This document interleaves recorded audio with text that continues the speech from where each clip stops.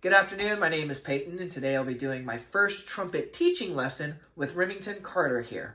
We go ahead and start with just our mouthpiece for this very first video today, and we're going to focus on getting our first sound on the mouthpiece. So, Rem, together, we're going to go ahead and take our mouthpiece and flip it upside down. He's going to have a trumpet mouthpiece. I'm using a trombone mouthpiece today, but this will be for trumpet. So, with our mouthpiece in our right hand, we're going to pull it up to our face, put our lips around the outside of this little, what is called the shank, and you're going to blow into it. Just get a nice full breath of air and blow into it. It'll look like this.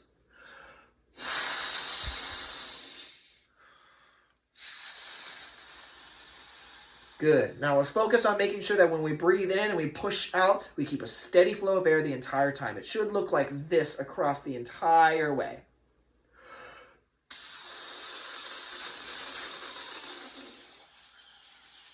Nice. One more time, just by yourself. In. Wonderful. We're going to do the exact same thing, but now we're going to flip around the mouthpiece so we get a slightly bigger hole on it. It'll look like this. And go ahead and do that with your other hand. Take it and act like this is your airstream and you're pushing it out the entire time. Ready?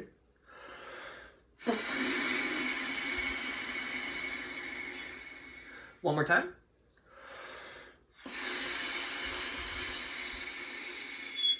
Nice. That whistle on the end is really nice. It means that we're keeping a full open sound the entire time. So that's what we want to go for.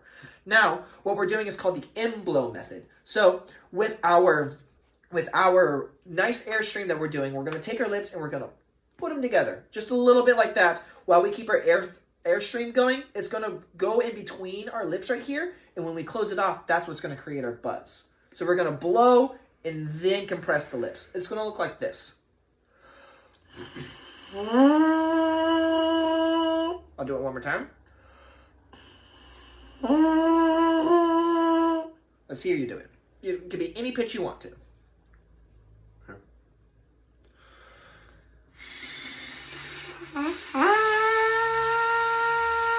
That'll work. That'll work. Let's do it one more time.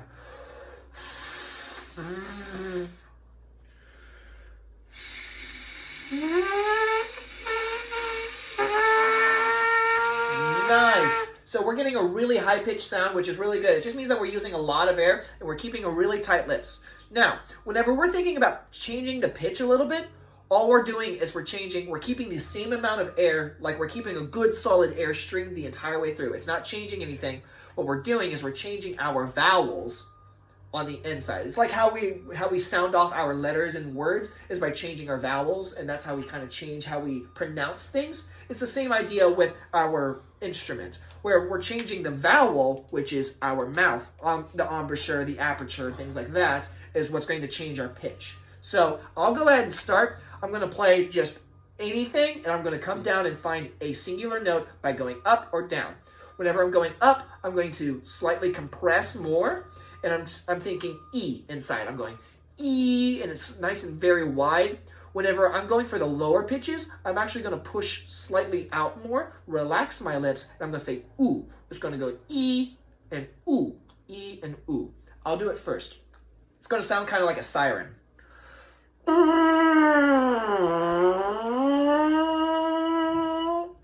Let's hear you do that. We'll do it together. Ready? Breathe.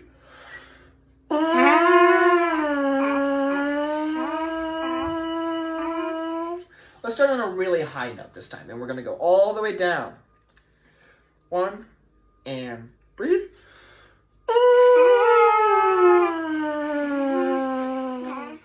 All right. So we're going to make sure that our lips stay compressed throughout that time, and we're just slightly, because it sounds like what we're doing is we're keeping a good solid airstream at this point, but we're getting a little mixed up about where that note is.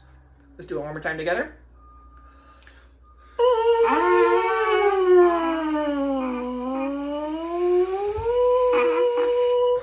My bad. It's all right. And let's go ahead and just try to find a good solid pitch now. Let's go for a concert F.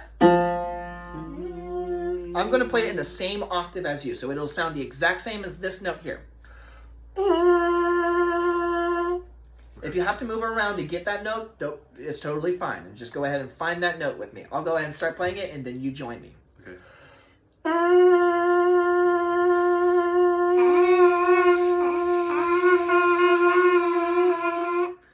one more time to make sure we got it, but that's exactly what we need. That nice, good concert F.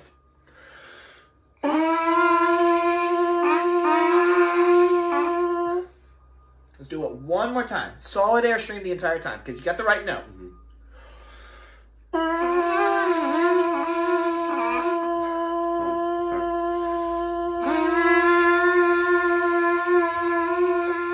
Nice. That's going to be our video number 1. All right, this is now part 2, lesson number 2. Now that we've got a pretty decent sound on just our mouthpiece alone, we're going to go ahead and add in our trumpet next. First, we're going to start with just a bit of a review. So we're going to blow and make a decent pitch of any kind. Try to match me if you can. I'll go first. Join me.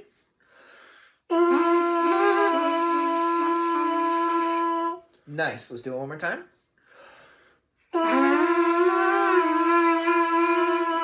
Now we're going to do that buzzing exercise we did in lesson 1. So we're going to start on that nice concert F, and we're going to go D-I-E. I'll do it one more time singing it. D-I-E. I'll play it.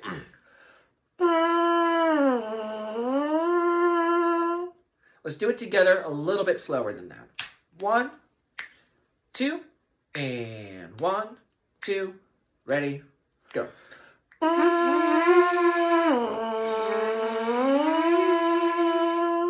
Let's do it one more time.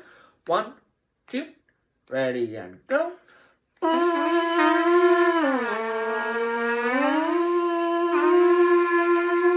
Nice. Make sure we keep that buzz going the entire way through. Let's see if you can try to do it one time on your own. It's okay if the pitches aren't exactly right now. Okay.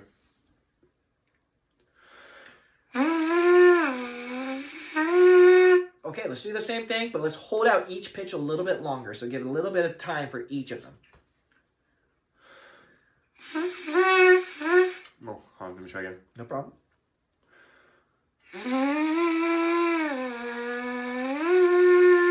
Nice. Now we're going to go ahead and add my favorite part, which is actually putting the trumpet together. So here is our trumpet, our nice Yamaha trumpet. I'm going to go ahead and put my mouthpiece down so I can show you how we're holding it. So starting with our right hand, which is going to do most of the work for our trumpet, we're going to be grabbing our trumpet with our pinky going into this ring, and our thumb is going underneath the lead pipe. This is the lead pipe right here, where we put our instrument mouthpiece in, goes into the lead pipe. Putting our thumb under the lead pipe, pinky wrapped around, and then our fingers are arched over the top. They're not flat, they're not pushed all the way over, they are arched on the very top with our fingertips. It's like whenever we're playing a piano, but we're playing the trumpet. That's our right hand. This is going to be doing a lot of the supporting of our instrument. With our left hand, we are going to put our thumb in the thumb rest. So it looks kind of like the pinky rest. This is our thumb rest. We're taking our ring finger or our middle finger. It doesn't really necessarily matter. I've seen people do either or. It's not a big deal. I'm going to use my ring finger, and I'm going to put it right into this hole right here. There's this little slide that moves back and forth, and that's going to be how we do some tuning for our lower pitches and some of our lower pistons. We're going to put our ring finger in, our thumb in. We're taking these 2 extra fingers, or the index finger if you're using your middle finger, and wrapping them inside around the pistons, like so. And then your thumb can either go underneath. We're just kind of trying to keep it out of the way. I've seen some people use it as a little bit of an assist. Let's go ahead and take our mouthpiece, put it into the lead pipe. Lead pipe. Now with the right hand, let's go ahead and grab the trumpet. Wonderful. And then in our left hand, there we go. So see how his fingers are arched really nicely over the very top. That's wonderful. Now let's go ahead and add our left hand in. Awesome. And it looks pretty good. Looks pretty good. Let's see the other side. Wonderful. Now, with the same idea in mind, I'm going to grab your instrument from you. Go ahead and let go of it. With just our mouthpiece real quick, let's play that first starting note.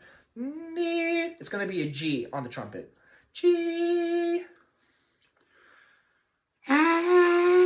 Wonderful. Let's go ahead and put it into the horn. Grab it. There you go. Take me a second. And let's play a nice open G.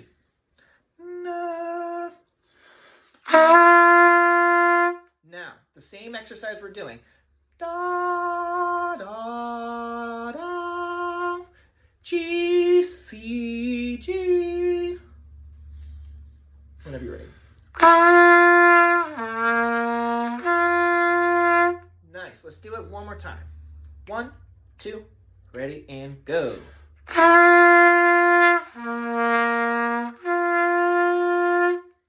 Nice. That's going to be lesson number 2. All right, this is lesson number 3, our final lesson. We've already started talking a little bit about playing our mouthpiece and then adding our trumpet and playing our C and our G, which are both open. Now we're going to learn a little bit about our valves and how to get our valves moving to make our different notes. We're going to be learning the notes between C and G. We're going to go ahead and start by doing our exercise that we finished for our lesson 2, which is our G, C, G. It's going to sound like this.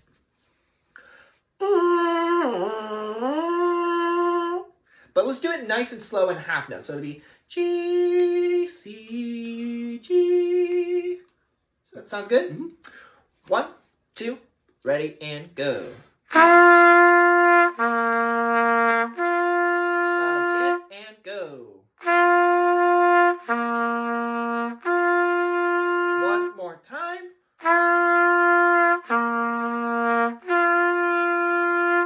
Nice. All right. Now we're going to add the notes in between. So this is going to be the notes of a concert B-flat scale, but our trumpets are playing B-flat instruments. So our notes are going to be from C to G, but they're going to sound a B-flat to an F.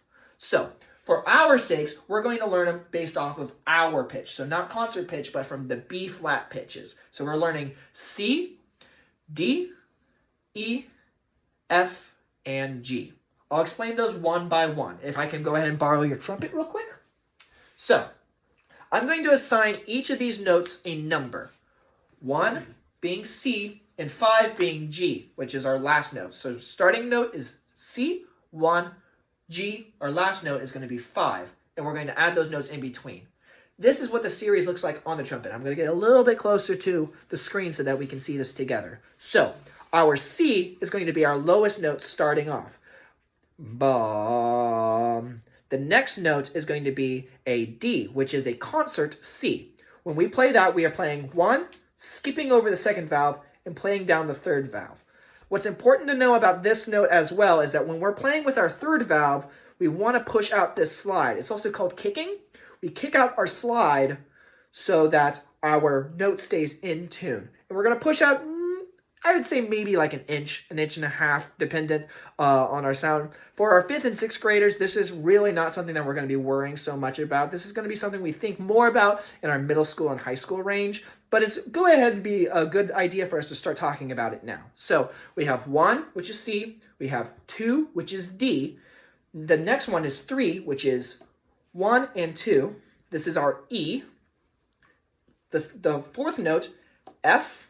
And then our final note, number 5, is G. So altogether, it's 1, 2, 3, 4, and 5. And don't forget you kick on that number 2 pitch. This is what it's going to sound like. I'll go ahead and play it on the piano.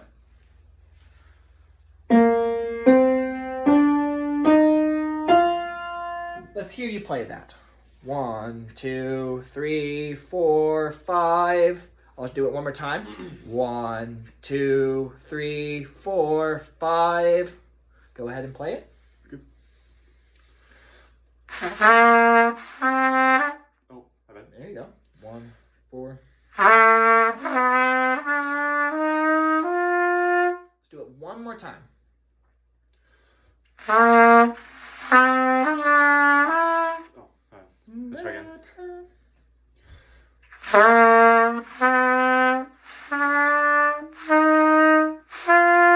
Nice. So we're getting a really good sound on our pitches. The problem is that we're not getting an immediate response to our sound. For this one, we're going to do what's called slurring, which is where we're not going to do anything with our tongue, but we're going to keep the sound going through each of those notes. Each note's going to be connected, so it's going to sound like this. Da, da, da, da, da. And we're keeping our airstream moving forward. It's like whenever we were doing our lip slurs earlier for lesson 2 and 1. Ba, da, da, da, da. Keep the airstream moving forward the entire time. Go ahead and try that. 1, 2, 3, 4, 5. Okay. Let's do it again, but let's do it in time. 1, 2, ready, and go. Let's do it one more time to make sure it's not a fluke. And 1, 2, ready, and go.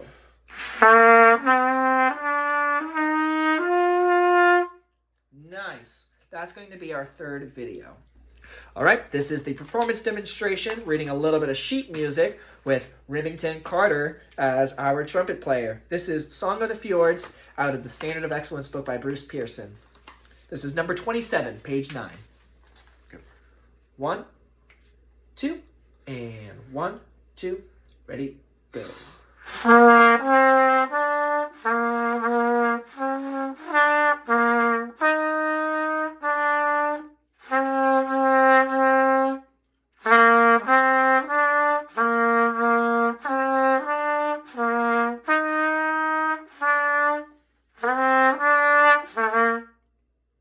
Nice.